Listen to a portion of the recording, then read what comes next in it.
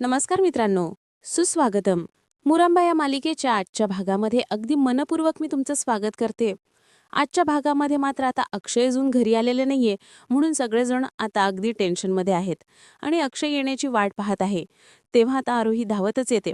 आरोही आता म्हणते की काय झालं, तुम्ही सगळेजण असे टेन्शनमध्ये का वाचलेले आहेत आणि आता सगळी तयारी झालेली आहेत. चला ना लवकर, आता आपल्याला बाबाचं वेलकम करायचं आहे. त्यावरती आता आता पार्वती आजी म्हणते की अगं हे बघ, अजूनपर्यंत तुझा बाबा काही घरी आलेला नाहीये ना. त्यावरती आता आरोही म्हणते की अगं मग येईल ना, तू कशाला काळजी करते, लवकरात लवकर येईल. तो छोटा मुलगा थोडाच आहे, तो नक्की घरी येईल ना, तो थोडंच हरवणार आहे का. त्यावरती आता सीमा म्हणते की अगं हे बघ आरोही, बाबाची गाडी आहे ना तर ती बंद पडलेली आहे वाटेमध्ये, नक्की तो आता येण्यासाठी उशीर लागेलच. त्यावरती आता खरंच आता रमासुद्धा म्हणते की हो ना, मला सुद्धा खरंच खूप खूप टेन्शन आलेलं आहे. तांबटकर आहे ना, तो फार चांगला माणूस नाही. त्यावरती शशिकांत म्हणतो की अगं तो तांबटकर कशाला त्याचं इतकं टेन्शन घेते आणि तो कशाला इकडे 5 गणीला इकडे येईल. त्यावरती आता मयुरी म्हणते की हो ना, तो तांबटकर चांगला नाही, तो खूप डेंजर आहे, तो काही पण करू शकतो. त्यावरती पार्वती आजी सुद्धा म्हणते की हो ना, तो तांबटकर कोणताही धराला जाऊ शकतो. नंतर आता शशिकांत म्हणतो की मी जातो आणि अक्षयला घेऊनच येतो. त्यावरती रमा म्हणते की काही गरज नाही, असं करू नका, तुम्हाला सांगितलेलं आहे की घरातून कोणीही बाहेर पडायचं नाही म्हणून. त्यावरती आता शशिकांत म्हणतो की मी नाही घाबरत त्या तांबटकरला, तुम्ही आहात म्हणून तुम्ही ऐकत नाही, तर मी तो तांबटकरला जीवच मारलं असतं. त्यावरती रमा म्हणते की हे बघा बाबू, प्लीज समजून घ्या, ऑलरेडी केस चालू आहे ना. आता हे सगळं ऐकल्यानंतर अभि म्हणतो की तरी सुद्धा मला बाकी काही नाही, पण आपण अक्षयला तरी घेऊन येऊ. तेवढ्यात आता आनंद म्हणतो की हो ना, आपण इकडे बसून मात्र काही झालं तरी आता अक्षयला परत आणायला हवं. तेवढ्यात आता अक्षय दाराशी येतो, तर आरोही खुश म्हणते की बाबा आला चला. तेव्हा आता लगेच सगळ्यांना खूप आनंद होतो. आरोही धावतच येते आणि रमा सुद्धा अक्षय त्यांच्याकडे पाहत असतो. आता अभि विचारतो की काय रे अक्षय, तू पायी पायी चालत आला की काय काय झालं गाडीला. तेव्हा लगेच आता अक्षय म्हणतो की अरे नाही, काही नाही, असं घाबरण्यासारखं काही नाही, तुम्ही कशाला काळजी करता. अरे गाडी तर बंद पडली होती, परंतु एक मोळखीचा माणूस भेटला आणि त्यांनी लिफ्ट दिली आणि खरंच अगदी मी व्यवस्थित सुखरूप घरी आलो. तर ही विचारते की काय झालं, काही प्रॉब्लेम आहे का. तर पार्वती आजी सुद्धा विचारते की अरे अक्षय काय झालं, कसला प्रॉब्लेम आहे. त्यावरती मात्र आता अक्षय नाही म्हणत असतो की अगं आजी काही नाही झालंय, आणि याची अगं 5 गणी किती छोटा आहे, सगळेच ओळखीचे आहे, सगळेजण माझं कॉंग्रॅच्युलेट करत होते, कारण केसचा निकाल आपल्या बाजूनी लागलेला आहे याचा सगळ्यांना आनंद झालेला आहे. आणि आता मात्र सगळ्यांमध्ये गप्पा झाल्या आणि म्हणून मला येण्यासाठी उशीर झाला. अक्षय मुद्दाम आता खोटं बोलतो, त्याबद्दल तो आता घरातल्याला काहीही सांगत नाही. आता हे ऐकून पार्वती आजी म्हणते की चला, तर देवच पावला, म्हणजे या घरातील वातावरण हळूहळू बदलत आहे, तर सगळेजण छान होत आहे. तेव्हा तर अक्षय म्हणतो की हो ना. तेव्हा तर अभि सुद्धा म्हणतो की हो ना, कारण इथे आल्यापासून अण्णांशी सगळेजण खूप कनेक्टेड आहे. त्यावरती मात्र आता शशिकांत विचारतो की एक मिनिट, निकाल तर आत्ता कुठे लागला, आणि ही गोष्ट आहे तर ती फक्त आणि फक्त आपल्या घरातीलच लोकांना माहिती आहे.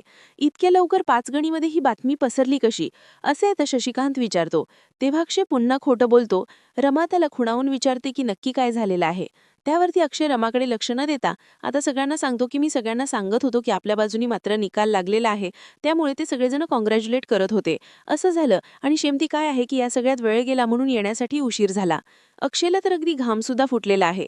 तो आपला घाम पुसतो आणि कसलं तरी दडपण त्याच्या मनावर आहे, हे रमा मात्र ओळख. त्यावरती तर सीमा म्हणते की असं जे घडतं आहे ते सर्व चांगल्यासाठीच घडतं आहे. त्यावरती आता मयुरी खुश होत म्हणते की अक्षय, अरे पण तुझं तोंड गोड करणंच राहिलेलं आहे. तेव्हा कुठे सगळ्यांच्या लक्षात येते आणि सगळेजण हो असं म्हणतात. सीमा आता अगदी खुश होत रमीला म्हणते की रमे, अगं अक्षयला अगदी घाईने मिठाई भरव. तेव्हा रमा आता मिठाईचं बॉक्स घेते, आपल्या हातानी मात्र ती अक्षयला मिठाई भरवते. तू मिठाई खात असताना मात्र आता अक्षयचं लक्ष नसतं. आता मात्र रमा ही मिठाई भरवायला जाते, तोच अक्षयचं लक्ष खाली आहे. तो पूर्णपणे थरथर कापत आहे. तेव्हा कुठे तर तो रमाकडे बघतो आणि मिठाई खातो. तर रमाने त्याला काहीतरी अगदी दडपण त्याच्या मनावर आहे ओळखलेलं असतं. आता अक्षय म्हणतो की मी उन्हातून आलो, त्यामुळे खरंच खूप घाम आलेला आहे, मी जरा अंघोळ करून येतो, मी आवरतो, असे म्हणून तो रमाकडे बघतो. रमा त्याच्याकडे बघते आणि आता मात्र अक्षय त्याला आत ये म्हणून खुणावतो. आत ये म्हणून रमा आणि अक्षय घाईने आता आत जातात. त्यानंतर आता इकडे तांबट करत खूप दारू पित असतो आणि रेवाला फोन करत असतो, परंतु रेवाचा फोन काही लागत नाही.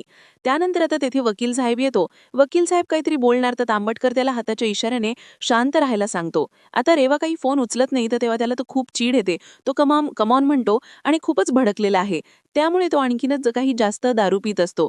आणि तेवढ्यात मात्र चंदा धावतच येते आणि त्याच्या हातातील ग्लास अगदी ती घेते आणि म्हणते की साहेब, अहो स्वतःची काळजी घ्या, कालच तुमची तब्येत बिघडली होती, बास झाला आता, आणि तेवढ्यात आता वकील साहेब आता म्हणतात की साहेब मी काहीतरी करतो, तुम्ही इतकं टेन्शन घेऊ नका. तेव्हा आता तांबटकर त्याच्यावरच ओरडतो की बास बास करा आता, आता काहीतरी करावंच लागेल, कायदेशीर मार्गाने किंवा बेकायदेशीर मार्गाने. आता हा अगदी बदला मला घ्यावाच लागेल. कुठलीही हे मार्ग मला नो एंट्री नाही, हे सर्व मला करावा तर लागेलच. जो काही दुसरा मार्ग आहे तो माझ्यासाठी खूप सोपा आहे, त्याचं मला काही टेन्शन नाही. जगातील अगदी खूप मोठं टेन्शन हे आहे माझं की आता मात्र डार्लिंग माझा फोन रिसीव्ह करत नाही. म्हणून तो इतका भडकलेला आहे. तो वकिलावर अगदी भडकावून म्हणतो की तुम्हाला सिरियस कळतो का, डार्लिंग माझा फोन नाही उचलते म्हणून. म्हणजे तांबटकरला असं वाटतं की नक्की आता डार्लिंगला मी तो प्रॉपर्टी देऊ शकलो नाही म्हणूनच ती माझा फोन घेत नसेल आणि आता मी तिला काय उत्तर देऊ, असं त्याचाच गैरसमज होतोय. तेव्हा आता चंदा म्हणते की हे बघा साहेब, तुम्ही टेन्शन घेऊ नका, शांत व्हा बरं अगोदर. बहुतेक आता ताईंचा फोन आहे तो सायलेंट फोनवर असेल, त्यामुळे त्यांना आवाज ऐकू येत नसेल म्हणून त्या फोन घेत नसतील. त्यांनी तुमचा फोन बघितल्यानंतर ते तुम्हाला नक्की कॉल करतील. तुम्ही इतकं टेन्शन घेऊ नका. हे बघा साहेब, तुम्ही स्वतःची काळजी घ्या, शांत व्हा बरं. हे बघा ताई जर आल्या आणि त्यांनी तुमची अशी अवस्था बघितली तर मी त्यांना काय उत्तर देऊ. त्यावरती आता तांबटकर म्हणतो की नाही चंदा, आता मात्र फोन करून नाही चालणार, काही झालं तरी मला तिकडे जावं लागेल.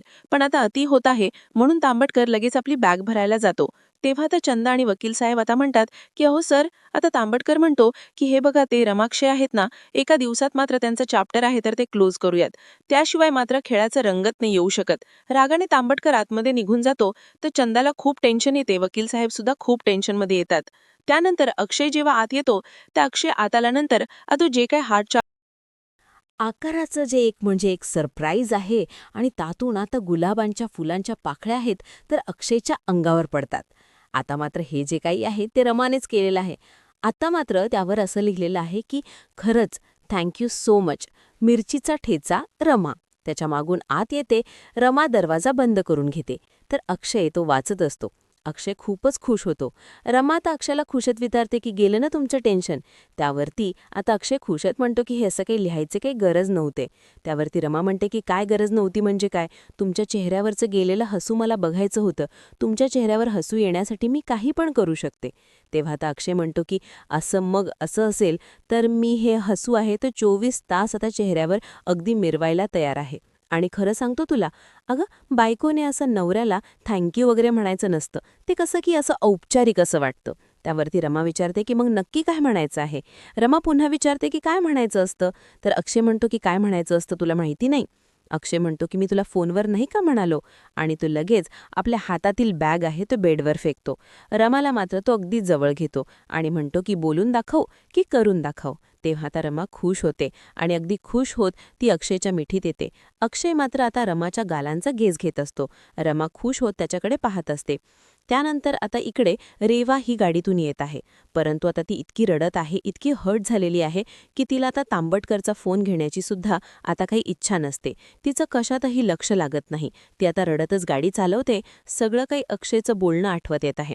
तिला प्रत्येक शब्दानं शब्द आठवतो. एकही रेवाने आतापर्यंत जो त्रास रमाने अक्षयला दिलेला आहे याचा प्रत्येक पाढा मात्र आता अक्षयने तिच्यासमोर वाचलेला आहे. त्याची आठवण तिला करून दिलेली आहे आणि तेच आज रेवाला आठवून ती रडत आहे.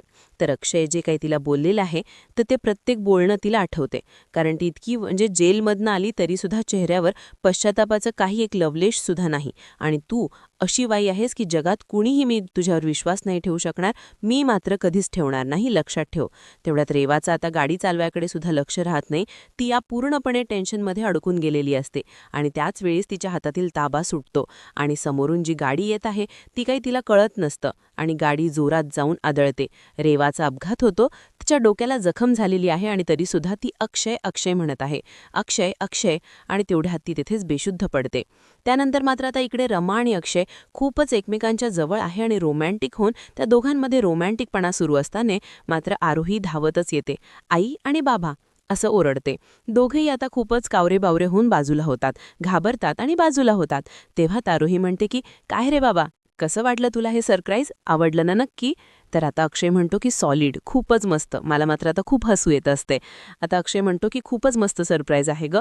मग आता आरोही म्हणते की हो, मी आईला सांगितले होते की बाबाला फुलं खूप आवडतात, म्हणून हे बघ, बाबा थोडी आयडिया तिची आहे आणि हे फुलं आहेत ना ते मी लावलेले आहेत बरं का. म्हणून आरोही खुश होत सांगत असते आणि रमाला मात्र हसू येत असते आणि अक्षयसुद्धा खूप खुश होऊन हसत असतो.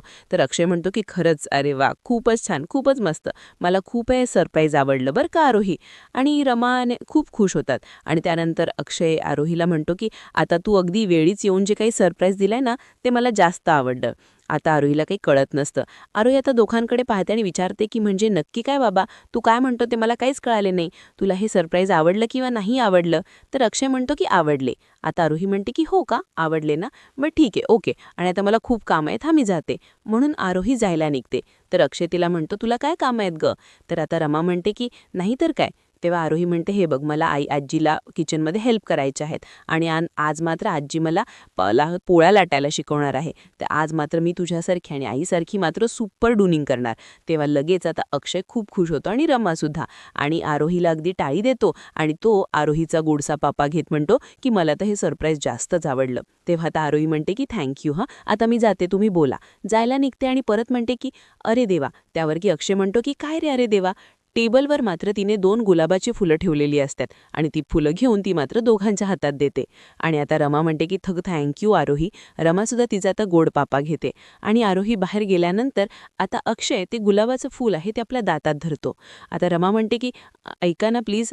अक्षय म्हणतो की काय रमा? रमा म्हणते की बाहेर मला थांबवलं होतं, तुम्ही मला काहीतरी खुणावत होते, नक्की काय झालं बरं? आता अक्षयला काही कळत नसतं की रमाला कसे सांगायचे की ती रेवा 5 गणित आली आहे म्हणून. आता अक्षय बेडवर बसतो आणि विचार करत बसलेला असतो. तेव्हा आता रमा म्हणते की रेवा? अक्षय फक्त मान डोलवतो की हो. मग रमा आता विचारते की फोन आला होता का तिचा? तर अक्षय म्हणतो की ती स्वतः इकडे 5 गणीला आली आहे. तेव्हा आता अक्षय तिला भेटला. ती अक्षयला भेटायला जिथे रस्त्यामध्ये भेटली आणि त्यांच्यामध्ये जे काही झालेलं आहे ते प्रत्येक क्षण मात्र तो रमाला सांगतो. इनफॅक्ट म्हणजे मला त्या दिवशीसुद्धा माझी बाजू तुम्हाला सांगायची होती, पण त्या दिवशीसुद्धा तुम्ही माझं ऐकून घेतलं नाही. असं जे काही बोललेली आहे तर शब्दानं शब्द तो अक्षय आता रमाला सांगत आहे. तेव्हा आता हे सगळं काही सांगितल्यानंतर रमा मात्र अक्षयला म्हणते की ती रेवा आहे नावाची, ती कधीही नाही सुधारणार. त्यावरती मात्र अक्षय म्हणतो की आय नो, आणि तेवढ्यात त्याच्या मोबाईलवर एक कॉल येतोय. तेव्हा आता डॉक्टरांचा कॉल आलेला आहे. अक्षय कॉल उचलतो आणि म्हणतो की डॉक्टर बोला ना, काय झालंय? आता डॉक्टर सांगतात की रेवाचा ॲक्सिडेंट झालेला आहे. हे ऐकल्यानंतर मात्र त्या अक्षयला धक्का बसतो. अक्षय म्हणतो की काय बोलतायत? रमा विचारत असते की काय झालंय? आता अक्षय म्हणतो की आमचा काय संबंध आहे? तिची जी कागदपत्र आहे, लायसन वगैरे आहे, ते सगळं काही बघा तुम्ही, त्यामुळे तुम्ही तिला विचारू शकता. तर आता डॉक्टर सांगतात की ती तुमचं नाव घेत आहे. तुमचं नाव घेत आहे. तर अक्षय म्हणतो की ती काही पण बडबड करेल, आमचा काहीही संबंध नाही त्यांच्याशी. तुम्ही तिच्या घरी कळवायचं असेल तर कळवू शकता, आमचा त्यांचा काहीही संबंध नाही. आणि थँक्यू बोलून अक्षय आता फोन ठेवतो. मात्र आता रमा विचारते की काय झालं? तर अक्षय म्हणतो की आणखीन एक नाटक तिचं सुरू झालेलं आहे. डॉक्टर काय सांगतात की रेवाचा ॲक्सिडेंट झालेला आहे म्हणून ती बेशुद्ध आहे आणि बेशुद्ध अवस्थेमध्ये ती आपलं नाव घेत आहे, तर म्हणून डॉक्टरांनी आपल्याला कॉल केला होता. मात्र आता हे सगळं काही ऐकल्यानंतर शॉक तर होतेच रेवा, एकदम शांत होते. आता अक्षय म्हणतो की हे सर्व कधी संपणार आहे आणि जाऊन दे असे बोलून जेव्हा तो रमाकडे बघतो तर रमा विचारत असते. त्यावरती आता अक्षय रमाला म्हणतो की ए बाई, अगं काय झालं? रमाचं तरीही लक्ष नसते. अक्षय पुन्हा तिला विचारतो की काय झालं, आणि माणुसकी म्हणून आपण तिला मदत करायला गेलं पाहिजे असले विचार तर तुझ्या मनात नाही आहेत, असे अक्षय आता रमाला विचारतो. तेव्हा रमा म्हणते की हो आलेला आहेत पण. तेव्हा आता अक्षय डोक्याला हात लावतो आणि म्हणतो की अरे देवा, आता काय करायचं? आणि असले विचार मनामध्ये आणू नकोस, तिचा आणि आपला काही संबंध नाही म्हणून फक्त इकडे आली इतकंच मी तुला सांगितलेलं आहे. कुठेही राहून दे, कुठेही काहीही करून दे, तिचा आणि आपला काहीही संबंध नाही.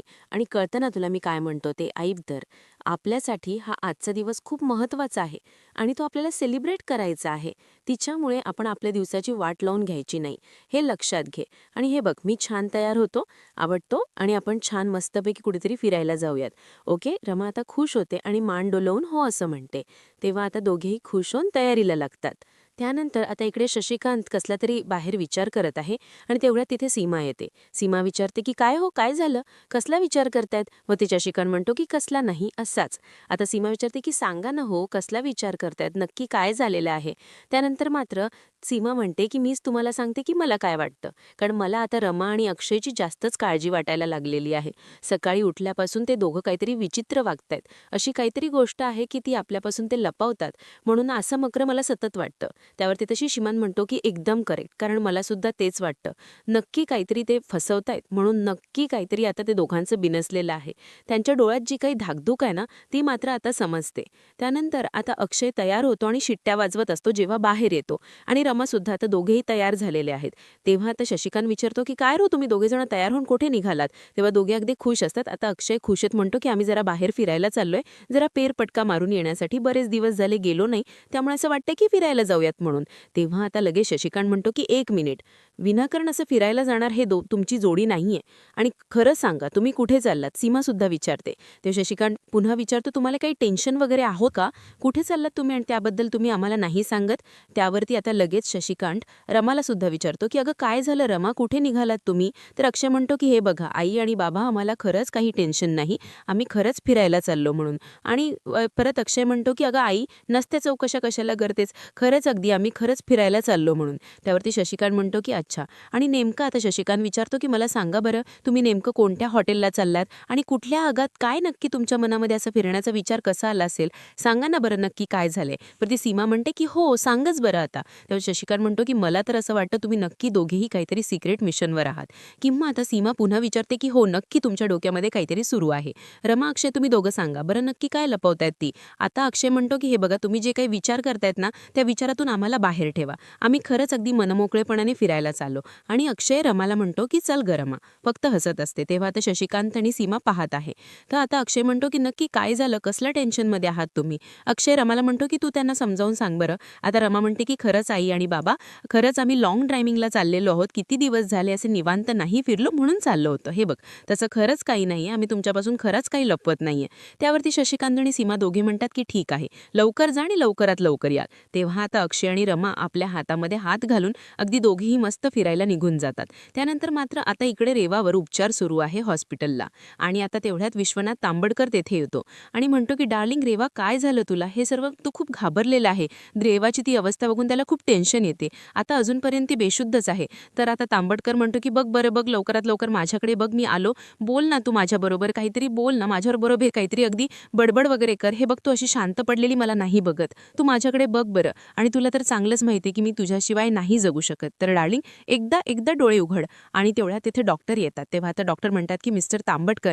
आता तांबडकर विचारतो की डॉक्टर हिला काय झालेलं आहे, की ती बोलत का नाही? तर डॉक्टर म्हणतात की हे बघा मिस्टर तांबडकर, शांत व्हा. एकतर त्यांना जखम झालेली आहे, परंतु खरंच ती आतमधून नाही झाली, जास्त खोलवर ती जखम नाही. आणि सध्या मात्र ते शॉकमध्ये असल्यामुळे बेशुद्ध आहेत. लवकरात लवकर त्या शुद्धीवर येतील. आता तांबडकर म्हणतो की काहीही करा, परंतु शेवटी तिला शुद्धीवर आणा. हवं तर मी तिला अगदी परदेशात सुद्धा घेऊन जाऊ शकतो, दिल्लीपर्यंत घेऊन जाऊ शकतो, परंतु माझ्या डार्लिंगला शुद्धीवर आणण्याचा प्रयत्न करा.